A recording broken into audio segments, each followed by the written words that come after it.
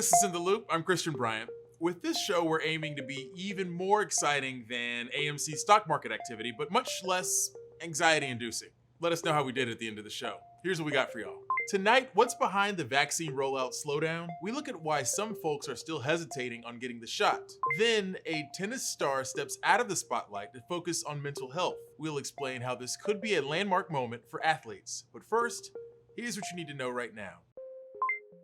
There's a new fight brewing over voting rights as at least 14 states push forward on new voting bills that tighten existing rules. Progressives are pushing back on those efforts where they can, with Texas Democrats this week blocking an effort to pass one of the strictest voting laws in the country. Many new state laws target mail-in voting and other policies that helped expand access for people to cast a ballot during the pandemic. It's worth noting the 2020 presidential election had the highest voter turnout in more than a century. President Biden has spoken out against restrictive voting laws, saying the right to vote is under assault. He tasked Vice President Kamala Harris with spearheading the effort to protect voting rights. We must start by fighting against attacks on voting rights, and it is happening right before us in so many instances, in such a blatant way, and in an unapologetic way. One thing to keep in mind, the Supreme Court is set to hear a voting rights case in its current term involving two Arizona regulations, one which bans giving any help to a voter to return their ballot, another throws out any ballot cast in the wrong precinct.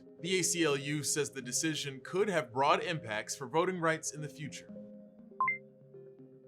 What does the world's largest meat producer and a US oil pipeline have in common? They're now both recent victims of large-scale cyber attacks. Today, Brazil-based meat producer JBS worked to get most of its plants back up and running after production around the world was shut down Tuesday, including at plants across the US. The White House says the stoppage appears to be the result of a ransomware attack. Still, as these attacks become increasingly more common, they definitely raise some glaring questions. How much is the ransom?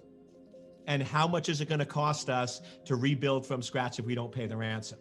Do we just pay the ransom, get back up and running, and then put intense effort into implementing proper security measures? It's still not clear how JBS handled its situation, but we know Colonial Pipeline did pay the ransom in its case, $4.4 million in Bitcoin. And turns out that kind of thing happens pretty often. These attacks can be very effective in getting victims to pay. According to the Institute for Security and Technology, victims paid $350 million in 2020, a 311% increase over the prior year. As for meat shortage concerns, the USDA spoke to several major meat processors in the US to alert them, and the White House is monitoring any impact on the supply. JBS is the second largest producer of beef, pork, and chicken in the US.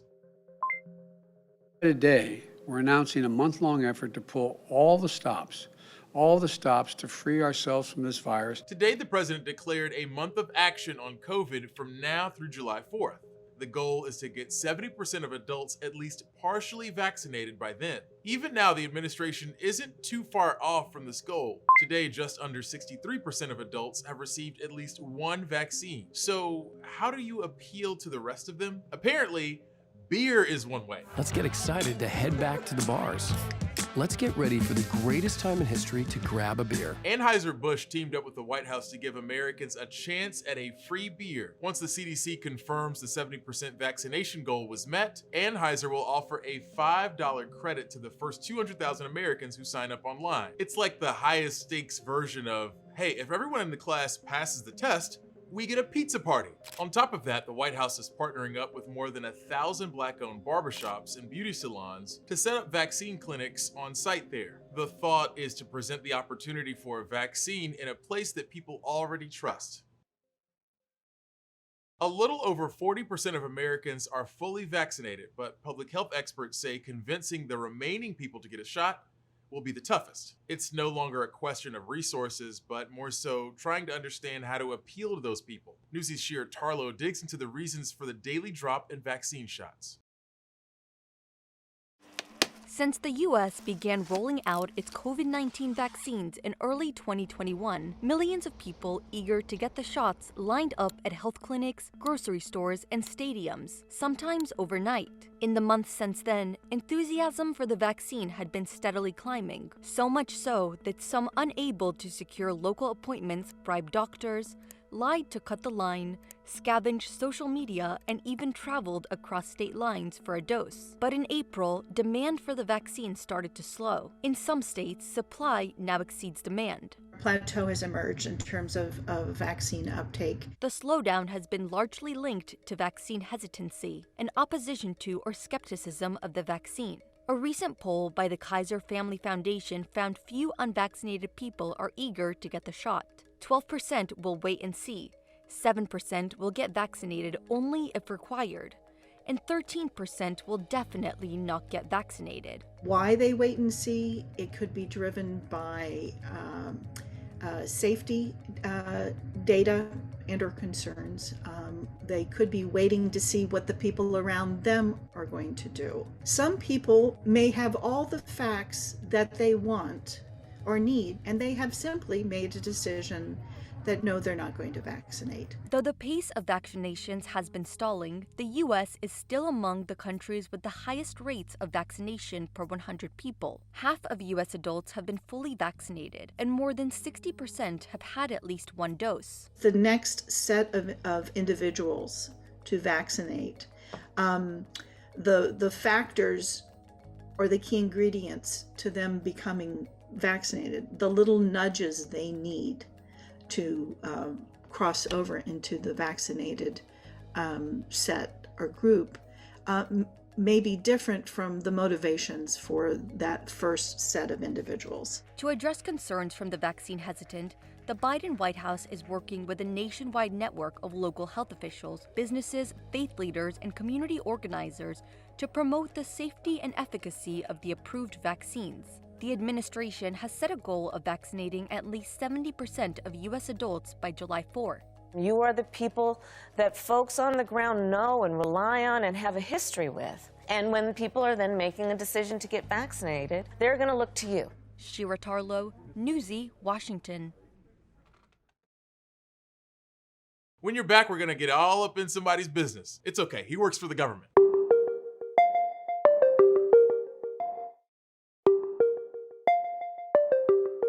What does your email inbox say about you? For many of us, it doesn't matter. We don't have to worry about our messages being aired out. But government employees can't say the same. Here's what's trending. And you thought your inbox was busy? How's this for some perspective? During the early days of the pandemic, Dr. Anthony Fauci was inundated with as many as 1,000 messages a day about the ever-changing situation with the coronavirus pandemic. This information came out of FOIA requests from the Washington Post and BuzzFeed for Dr. Fauci's emails between January and June of 2020. The emails really run the gamut. The NFL Players Association wanted his guidance on gameplay. The Surgeon General's office wanted to know what kept him up at night. And the director from the Bill and Melinda Gates Foundation wrote, "I'm simply worried about you." What the emails and their responses reveal is a man who was still pretty professional at an incredibly chaotic time. And he followed up with people even if it was hours later or in the middle of the night. He also spent a lot of time talking to reporters and getting info out there for the public. Keep in mind, somehow he made time to chat with our own Cody LaCroix and gave us this gem. The most important question: will the gays ever be able to brunch again? Yes. Yes, and I'll be happy to join you. Okay. Kentucky Derby winner Medina Spirits is one gallop closer to making history in a bad way after testing positive for drugs for the second time. The New York Times says the lawyer for Medina Spirits' owner confirmed the positive result. The first positive came on May 9th.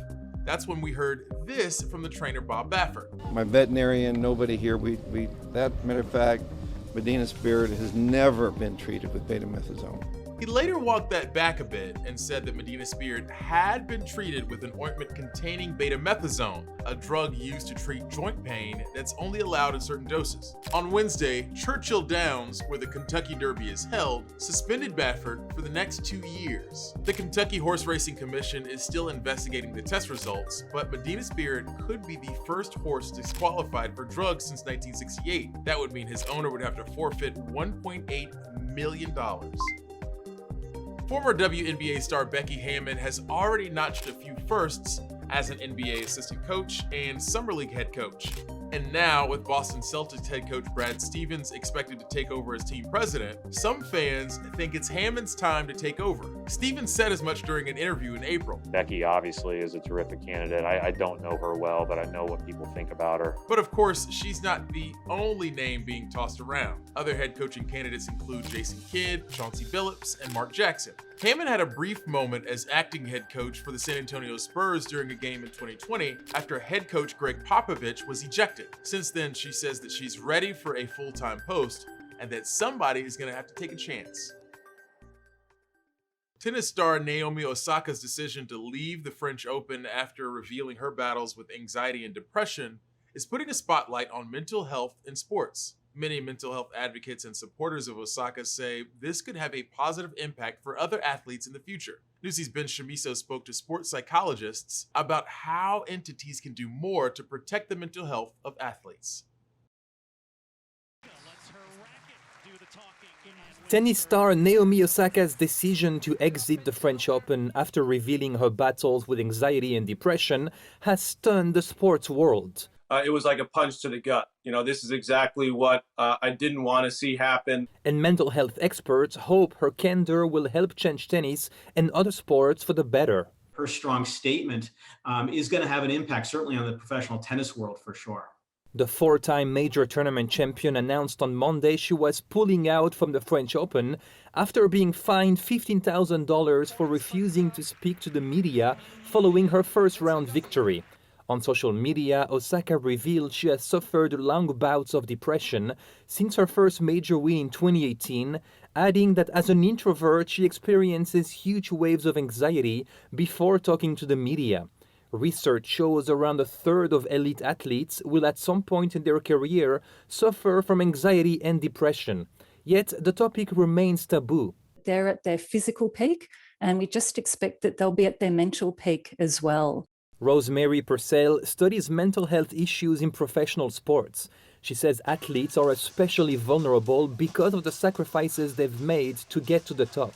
And often that means they don't have friendship networks, they haven't gone to school and built up those sort of social connections.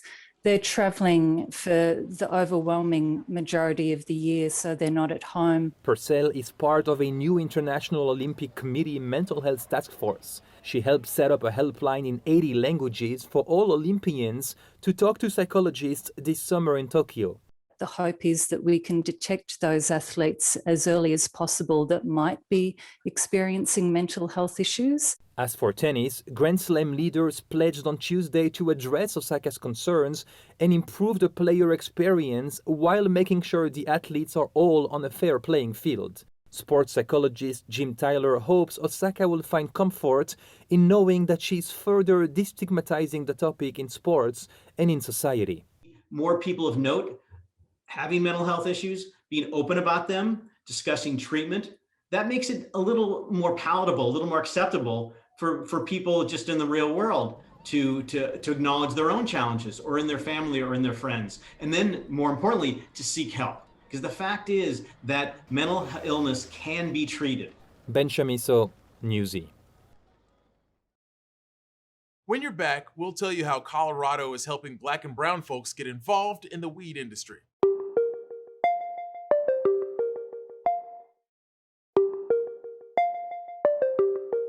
As more states legalize cannabis, people of color still only make up a small percentage of business owners in the industry. Meanwhile, Black people make up an outsized portion of arrests related to marijuana possession. National reporter Alexa Liaco shows us how a new fund hopes to even the playing field and provide some semblance of justice.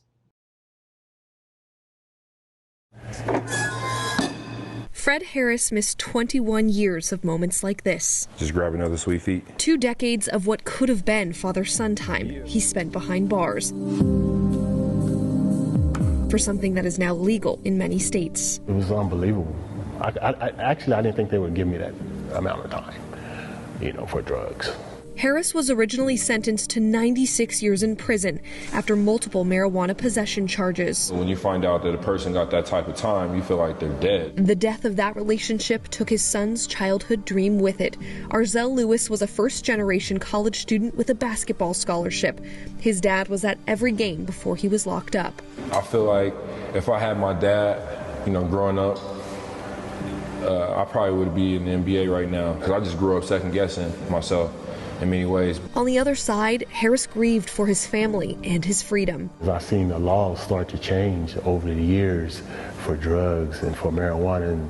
And is anybody going to see this or recognize this or, give me some kind of justice? And just months ago, Colorado's governor did. He overturned more than 2,700 convictions for marijuana possession. Among the first released, Fred Harris. It was like a big relief off of everybody. We feel like the system in its own way harmed my dad, and I think now the system should help my dad. For now, Arzell is helping his dad reacclimate to society. You got it? They work together running Arzell's magazine and nonprofit Sweet Feet. My goal is to give 1 million pairs of brand new shoes to kids. He's thankful his dad can be there for every moment. Man, we don't give them no breaks, man. Especially for the new business they are about to launch as a team. The name is Duber Express. It's a marijuana delivery service, a venture giving this family hope in the very thing that tore them apart. Just like a pizza. So kind of like Uber Eats, starting our own delivery businesses is a way for the system to try to help us get into the industry. And now the state may help them do it.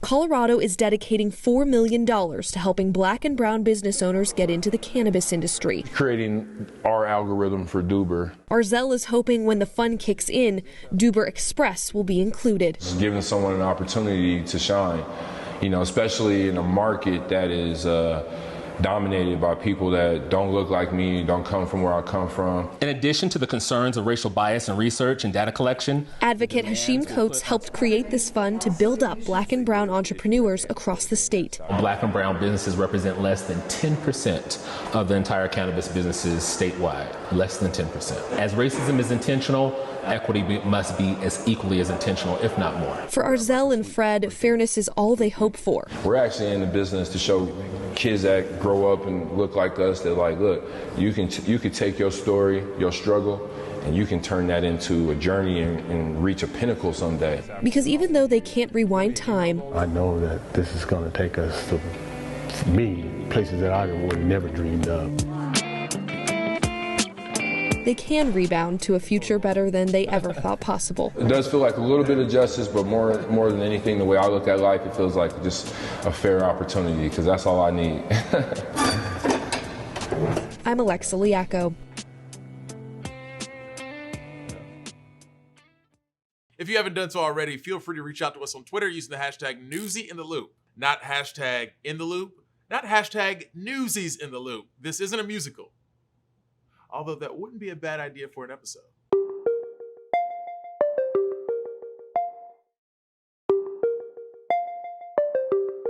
When it comes to foster care, Black and brown children are more likely to enter the system and stay longer than white children. But a 2-year analysis by a nonprofit found that an anti-racist approach to foster care could positively impact children who are disproportionately affected. National reporter Usher Qureshi has more. This is gonna be fun. 44-year-old Nikisa Johnson decided she wanted to become a foster mom 16 years ago. I decided I wanted to open my home up to other kids that may need a home, a stable home, stable, loving home. I have 2 16-year-olds, a 14-year-old, 12-year-old, 10, and an 8-year-old. Today, with 3 black children and 3 Hispanic children, her house is home to a multi-ethnic modern family. 16-year-old Davian Johnson, the only boy in the family, came to live with Nikisa when he was just a baby. He's since been adopted. Some days in the house, it might be a little loud and it might be quiet. but I like being around them. I treat them like they're my very own family, even though they come from different backgrounds. Amen. Amen. Abby Ortiz had been in multiple foster homes before this one. It's like I have friends in my house that I can talk to about my mom and they'll understand what I'm saying, you know? Thank you. And I feel like if I never came here, I wouldn't have been able to prosper into who I am today. According to the latest numbers of the more than 430,000 children in foster care across the U.S., more than 54% are Black, Hispanic, or multiracial. All the agencies who are in this business know children of color, particularly African American children, and their families get reported for child abuse and neglect at much higher rates than other families. Beverly Jones with Lutheran Child and Family Services in Illinois says her agency decided to confront systemic racism in the system head on by taking an anti-racist approach. We set a goal that over the course of a year, we would increase the number of children of color who left foster care to a loving forever family, and we would decrease the time in care by 5%. After analyzing its own statewide and agency data, LCFS uncovered implicit bias and institutional racism were influencing inequitable outcomes. Just having the data in front of you and regularly having it in front of you makes you think, like, how could this happen? Because I'm not biased. They mandated anti-racism training for all staff, real-time data analysis to monitor outcomes, and changed the way they engaged with families of color. And ask the people with whom you are interacting, what would they like to see? What do they need? As opposed to us predisposing that we know what's best for them. Their proactive efforts surpassed their goals, decreasing the median time in foster care of children of color by 16%. And increasing permanent residency by 47%. There's not a clear path, and there's not a recipe of where you go, but you have to start somewhere. For mothers like Nikisa Johnson, addressing the inequities of the system mean more kids like hers would have a chance to dream bigger. I hope they decide to go off to college or trade school or to do something for themselves, believe in themselves, and do whatever their heart desires. Reporting from Chicago, I'm Usher Qureshi. For thousands of years, humans have enjoyed eating honey. What we haven't enjoyed in modern history is turning the bottle upside down and waiting for some of that sticky goodness to get closer to the spout. But recently, some beekeepers started noticing something strange about the honey coming from their bee colonies. National reporter Maya Rodriguez explains what began as a bad situation turned into something surprisingly good. In the world of honeybees, it's all the buzz.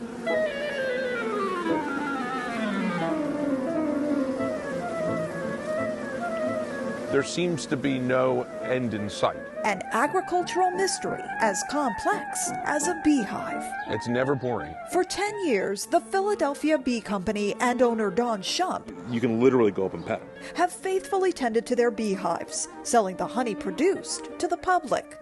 And then, one day, I'd walked into my honey house, and one of my workers was cracking open a container of honey.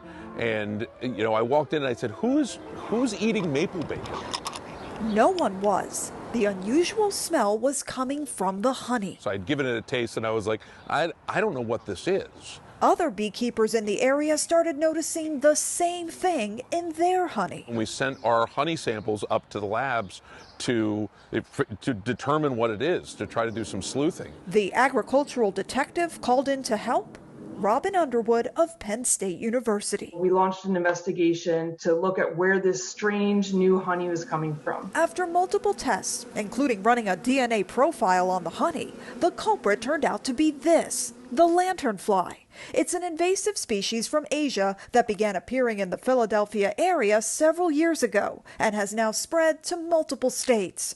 Lanternflies can be destructive, potentially responsible for hundreds of millions of dollars in agricultural damage. What they're really interested in is sucking out plant sap, which is where the honeybees come in, accessing what the lanternflies have left behind and adding it to their honey. We do know that it's safe for people to eat, and it's safe for honeybees as well. The middle of Philadelphia isn't exactly the kind of place where you'd expect an agricultural drama to play out, but that's exactly what happened.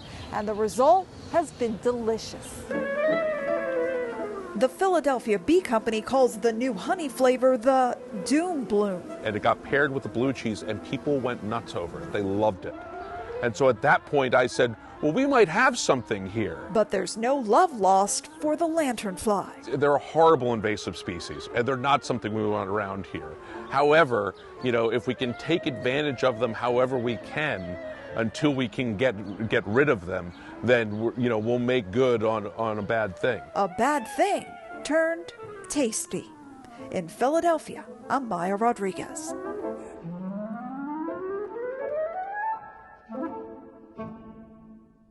That's it for us, gang. As always, thanks for watching. We'll be back tomorrow with more In the Loop. Same time, same place. Top stories from Newsy are headed your way right now.